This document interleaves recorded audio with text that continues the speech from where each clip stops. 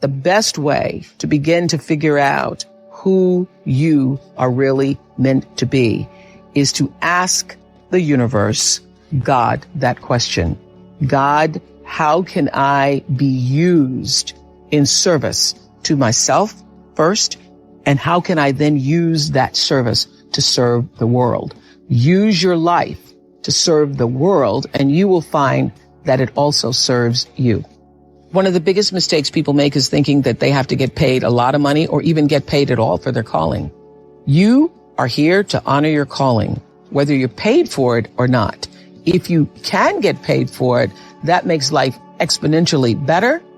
But if you are not paid for it, that is also really just fine, because honoring the calling feeds everything else you do in your life. I have always known this about celebrity. The real power of being somebody that somebody knows, and I really think that the only difference between being famous and not is that more people know your name. So the only difference between understanding that is understanding that what Selma has done, what Susan has done, what Anna has done, Rebecca has done, what Jim has done, what I've done, you too can do. Because true philanthropy comes from living from the heart of yourself and giving what you have been given. How will you do that?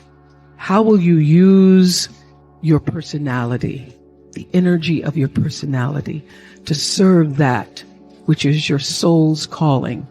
I know this for sure. Any life, no matter how fantastic it is, how glorious it seems, how much attention you receive, how much square footage you have, any life and every life is enhanced by the sharing and the giving and the opening up of the heart space. Your life gets better when you can find a way to share it with someone else. So what we've done, you can do.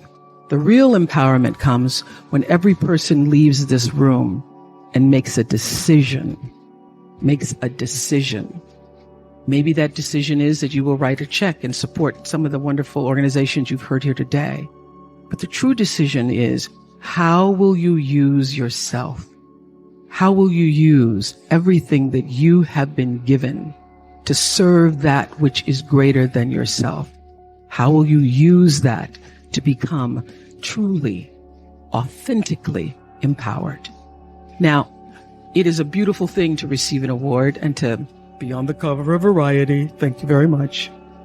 It's a beautiful thing. But the true reward is in the lives that you are able to touch and the people who you know you have impacted.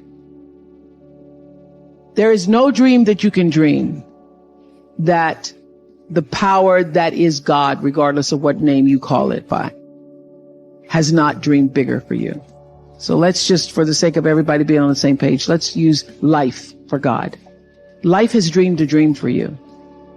And your goal, your number one job is to figure out what that dream is and align yourself with the dream, because the dream cannot come to you unless you're willing to meet it energetically in the same place. So if your energy is off, you are not in flow with God's dream for you, with life's dream for you. If you are out of order, if you are out of sync, it cannot come to you. It will not come, because the whole purpose of your life is to line yourself up with the purpose. And so if you are operating in fear, if you are operating in jealousy, jealousy will kill you.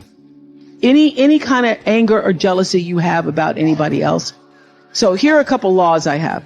The first law is the third law of motion in physics, which says for every action, there's an equal and opposite reaction. And we showed that very beautifully in The Color Purple when Miss Seeley says to Mr., everything you even try to do to me is already done to you.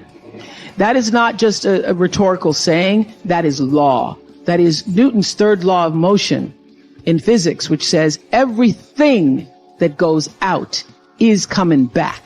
It's just like everything that goes up is coming down. May take it a long time to come down. Is coming down. Everything that goes out is coming back. It's coming back. So to answer the power of manifestation and meditation, what meditation does is sync you up with the source. You are here to be used as a vessel from the source from which you have come.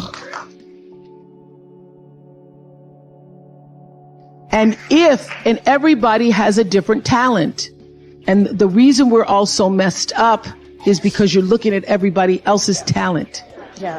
And wishing you had some of their talent. All the energy that you spend thinking about, wishing about, being jealous of, envious of anybody else is energy that you're not only putting out, it's going to come back to you negatively, but you're taking that away from you. All your energy should be forced on, what do I have to offer? What do I have to give? How can I be used in service? Because Dr. King's message of not everybody can be famous, but everybody can be great, because greatness is determined by service.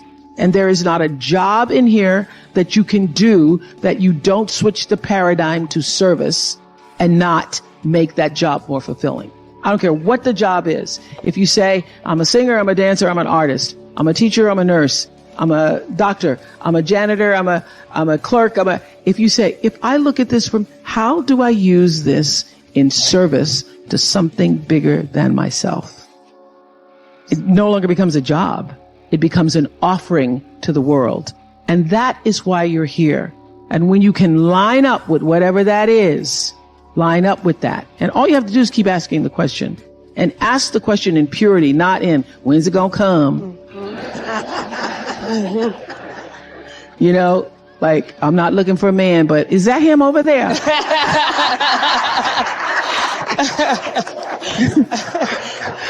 I played that game.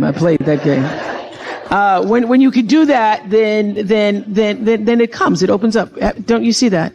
My spiritual practice is stillness when I first awaken, allowing myself the moments of awareness and recognition that it is a magnificent thing to be a human being here and now. And the glory and beauty of that sustains and has brought me a peace that I cannot even explain. There is a richness and a wealth and a peace that goes beyond any material possession or award or acclaim or anything that you could acquire. The peace of knowing that there is a presence, a force field. I use the word God, but God often seems small compared to what I know it to be. That's really emanating and vibrating through all things, and that I am a part of that, which I call God. I would have to say that my personal growth, my spiritual growth, my growth into my womanness, everything that I am has stemmed from my belief in that which I called God. My idea of what that is no longer a person out there or in the sky, but my belief and understanding that there was a force, a presence, a power, a divine entity, a being that loved me. And the very idea of being loved into being is what has kept me grounded, what has kept me centered, what has kept me strong.